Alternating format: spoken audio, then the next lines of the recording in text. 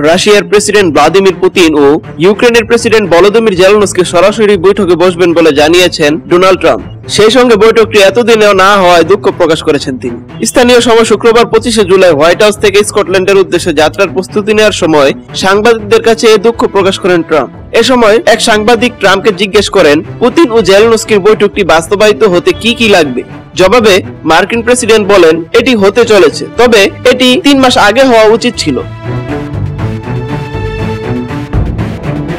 এর আগে তুরস্কের প্রেসিডেন্ট রিসেপ তাইপ এরদোগান বলেন, রাশিয়া ইউক্রেন সংঘাত নিরসনের লক্ষ্যে চলমান আলোচনার অংশ হিসেবে তুরস্ক ডোনাল্ড ট্রাম্প ও ভ্লাদিমির পুতিনকে ইস্তাম্বুলে একত্রিত করার জন্য কাজ করবে। এরদোগান আরো বলেন, এই সপ্তাহে পুতিন ও ট্রাম্পের সঙ্গে আলোচনা করে আমরা চেষ্টা করব যে আমরা ইস্তাম্বুলে এই নেতাদের একত্রিত করতে পারি কিনা। বুধবার মস্কো ও কিয়েভের প্রতিনিধিরা ইস্তাম্বুলে তৃতীয় দফা আলোচনা করেছে।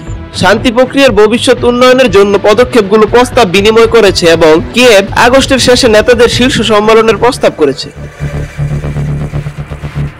ক্রেমলিন বলেছে, পুতিন ও জেলেনস্কির মধ্যে একটি বৈঠক কেবল একটি শান্তি চুক্তি চূড়ান্ত করার জন্যই সম্ভব।